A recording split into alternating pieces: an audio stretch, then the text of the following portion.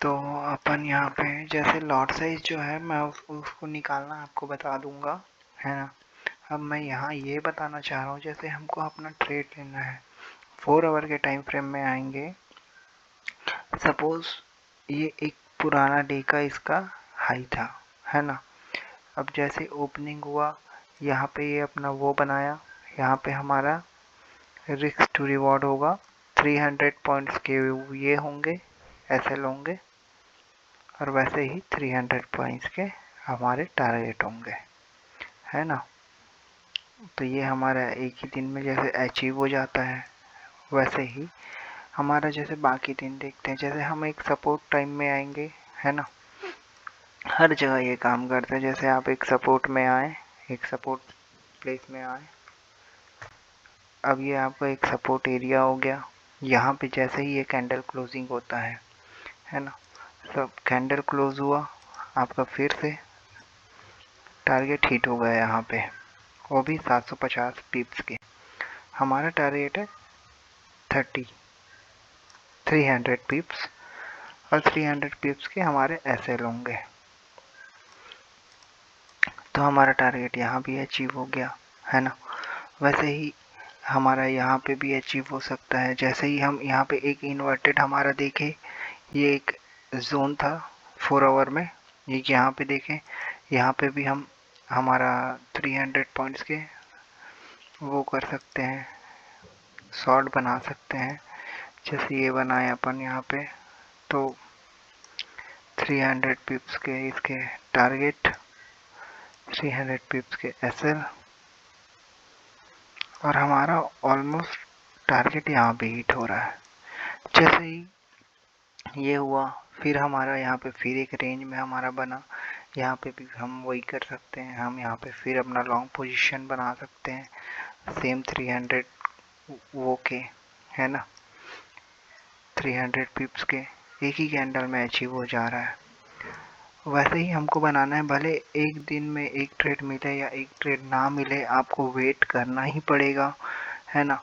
आपको बनाना ही पड़ेगा। अगर आप वो नहीं करोगे तो आप फिर ट्रेडर बन ही नहीं पाओगे।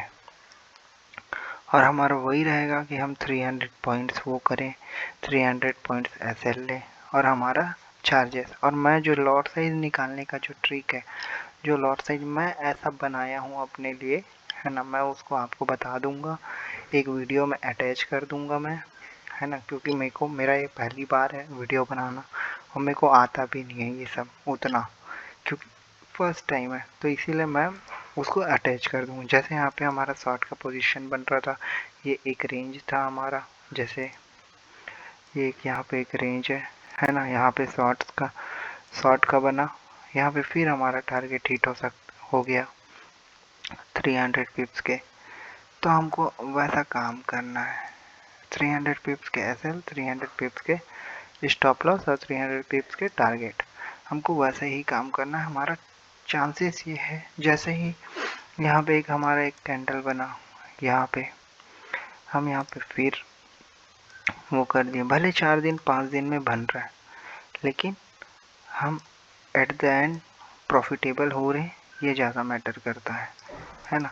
तो हमको उस हिसाब से हमको अपना ट्रेड डिसाइड करना है। जैसे यहाँ पे ये हुआ, ये एक रेंज में आने के बाद, यहाँ पे एक रेंज में आने के बाद यहाँ पे एक ग्रीन कैंडल बनाया, है ना, एक ग्रीन कैंडल बनाया, हम यहाँ पे भी एक टारगेट वो कर सकते हैं, यहाँ पे भी एक बना सकते हैं।